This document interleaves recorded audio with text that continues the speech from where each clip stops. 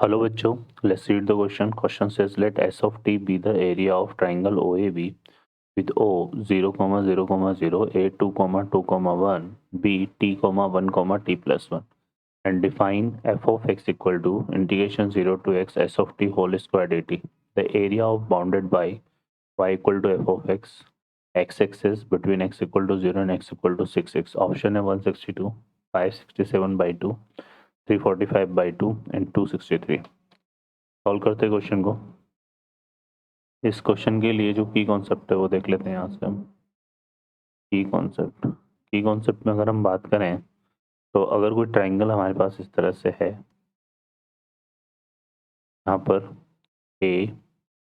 B and सी, ठीक है। तो यहाँ पर अगर हम बात करें किसकी, area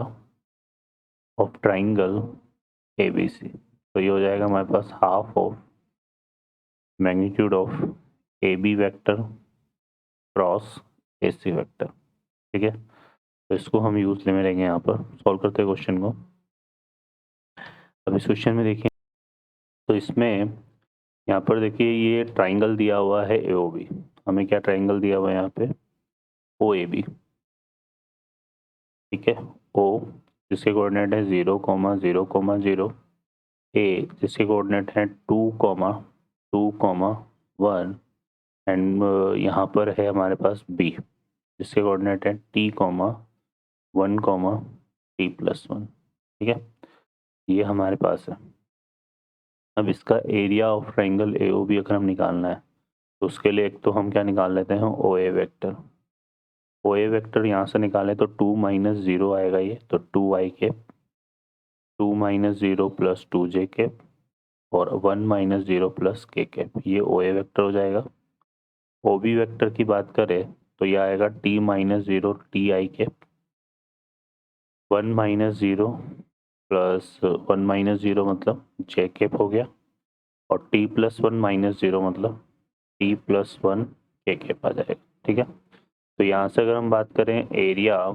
of triangle O A B की, तो यह आ जाएगा half of magnitude of O A vector cross O B vector, ठीक है। ये हमारे पास आ जाएगा। तो हम यहाँ से O A vector cross O B vector निकाल लेते हैं पहले। तो यहाँ से हम क्या निकाल लेते हैं बच्चों,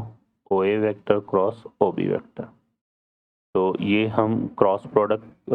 का जो फॉर्मूला होता है उसको यूज़ करेंगे। तो ये आएगा डिटर्मिनेंट ऑफ आई जे के, ए जो वेक्टर है वो है 2 आई 2 जे 2 के, तो ये आएगा 2, 2, 1, और बी जो वेक्टर है वो आ जाएगा हमारे पास टी 1 टी प्लस 1, ठीक है। इसको सिंप्लीफाई करते हैं तो ये आ जाएगा, यहाँ से देखो हमारे पास I vector into 2 into T plus 1 minus 1, ये आएगा 2 टी प्लस 2 और 1 इंटू 1 माइनस 1, फिर माइनस जे कैप और इसके कोरस्पॉन्डिंग करेंगे तो ये आएगा 2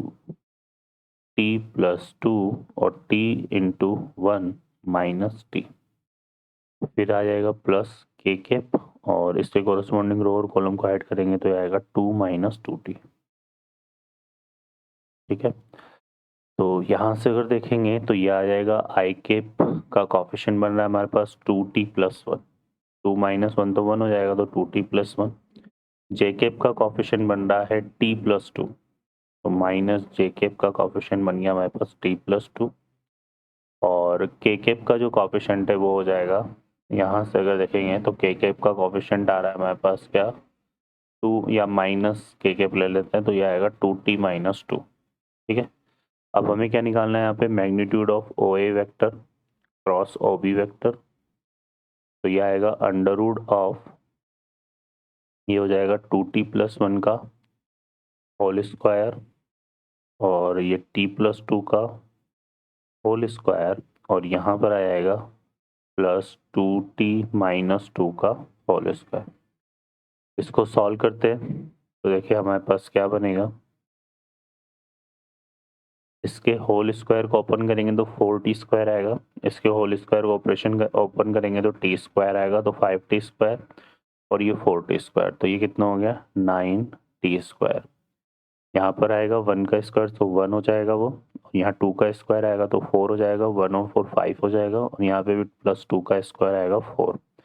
तो ये हो जाएगा 4 + 4 + 1, तो ये 9 आ जाएगा। ठीक है, अब यहाँ से देखो, यहाँ से आएगा हमारे पास 40, ठीक है, यहाँ से भी आएगा 40, ठीक है, और यहाँ से 2 2 जा 4, 4 2 जा 8, तो माइनस का 80, तो 40 + 40 माइनस का 80, तो कैंसिल हो जाएगा। ठीक है, तो ये हमारे पास बेसिकली 9 को कॉमन ले लें तो 3√t² + 1, ये हमारे पास क्या आ गया, OA vector cross OB vector. ठीक है, तो यहाँ पर जो ट्राइंगल OAB है, इसका एरिया चाहिए था हमें, एरिया ऑफ ट्राइंगल OAB, तो ये हो जाएगा हाफ ऑफ क्या था हमारे पास, magnitude of OA vector cross OB vector, तो ये आ जाएगा बच्चों 3/2 √t² + 1। ठीक है, तो ये एरिया ऑफ ट्राइंगल आ गया। अब हमें क्या फाइंड आउट करना है, यहाँ पर हमें फाइंड आउट करना था यहाँ पर area defined by function 0 to x, है ना, तो ये हमें निकालना है 0 to x, then area bounded by y = f(x), x axis between the x = 0 and x = 6। तो सबसे पहले हम बात करें तो f(x) हमारा क्या है, f(x) है इंटीग्रेशन 0 to x और s(t) dt, है ना, इसी तरह डिफाइन है ये s(t)² है, सॉरी s(t)² है, इसका होल स्क्वायर है। अब ये जो था एरिया ऑफ ट्राइंगल को इसने s(t) से रिप्रेजेंट दिया हुआ है, तो ये हमारा s(t) हो गया। अब इसका स्क्वायर यहाँ पुट करेंगे तो ये क्या बनेगा, इंटीग्रेशन 0 to x, ये आ जाएगा 9/4, 3/2 का स्क्वायर, और t ये आ जाएगा t² + 1 dt। तो यहाँ से इसको सिंप्लीफाई करते हैं तो 9/4 तो हमारे पास कॉमन आ जाएगा, t का हो जाएगा t³ / 3 और 1 का हो जाएगा प्लस का t, और इसमें लिमिट लगा देते हैं 0 to x, तो ये बन जाएगा बच्चों हमारे पास, देखो 9/4 से मल्टीप्लाई करेंगे तो ये आ जाएगा x³ और 3 ये आ जाएगा कितना, 3/4, 3/4, 3 से 9 कैंसिल हो जाएगा, और यहाँ से आ जाएगा प्लस 9/4 x, 0 पुट करने पे 0 आ जाएगा, तो ये हमारे पास f(x) आ गया। अब हमें क्या चाहिए यहाँ पर, हमें चाहिए area bounded by y = f(x), x axis and x = 0 to 6। तो देखो यहाँ पर अगर हम बात करें area bounded by y = f(x), है ना, एक क्या था, x axis and x = 0 and x = 6, यही है। ठीक है, तो ये जो एरिया बनेगा हमारा क्या बन जाएगा बच्चों, इंटीग्रेशन 0 to 6 और यहाँ पे आएगा f(x) dx। ठीक है, क्योंकि 0 और 6 हमारे पास ऑर्डिनेट हो गए, तो ये आ जाएगा। अब इसको हम निकालें यहाँ से, तो ये क्या बनेगा, integration 0 to 6 3/4 x³ + 9/4 x into dx। तो इसको इंटीग्रेट करते हैं, तो देखो x³ का इंटीग्रेशन x⁴ 4/4 हो जाएगा, तो ये आएगा, तो ये आ जाएगा हमारे पास क्या, इंटीग्रेशन 0 to 6 इंटीग्रेशन क्या मतलब, कर देते हैं इंटीग्रेशन तो ये आएगा 3/4 x⁴ 4/4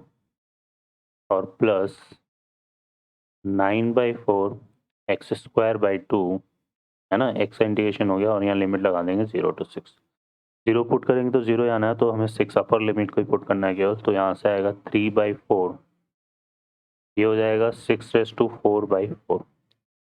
प्लस 9/4, और ये हो जाएगा 6⁻²/2। ठीक है, अब इसको सिंप्लीफाई करते देखो, तो एक तो हमारा 4 कॉमन आ रहा है, ठीक है, 4 क्या मतलब 8 कॉमन ले लेते हैं डिनोमिनेटर से, तो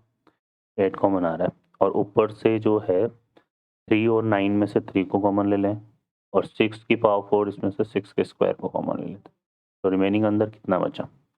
यहाँ पे बचा, क्योंकि हमने 8 कॉमन लिया तो 2 बचेगा, तो यहाँ 6 का स्क्वायर बचेगा, 3 हमने ले लिया, तो 6 का स्क्वायर कितना हो गया 36 और यहाँ रिमाइंड बाई 2 बचेगा प्लस यहाँ पे बचेगा 3 है ना 6 का स्क्वायर हमने कॉमन ले लिया था तो यही बचेगा 3 बचेगा है ना यहाँ तो ये हो गया कितना देखो यहाँ से यहाँ पे आएगा हमारे पास 3 6 का स्क्वायर कितना होता है 36 और इसको 4 से कैंसिल करेंगे तो ये आएगा 9/2 है ना और यहाँ से अगर हम देखेंगे तो ये कितना हो गया 36/2 है ना तो ये आ जाएगा 18 + 2 ठीक है बच्चों तो 18 + 2 20 हो गया और 20 से हम सॉरी 18 + 3 है ये तो 21 हो गया तो आएगा 3 × 9 × 21/2 ठीक है तो ये आ जाएगा हमारे पास देखो कितना हो गया यहाँ से आएगा 27 × 21/2 इसको सिंप्लीफाई करेंगे तो ये हमारा बन रहा है कितना देखो यहाँ पर तो ये आएगा 567/2 567/2 स्क्वायर यूनिट तो ये इसका आंसर हो गया ठीक है बच्चों तो अब यहाँ से अगर हम देखें तो करेक्ट आंसर हमारा कौन सा हो जाएगा बी ऑप्शन ओके बच्चों I hope you understand well best of luck thank you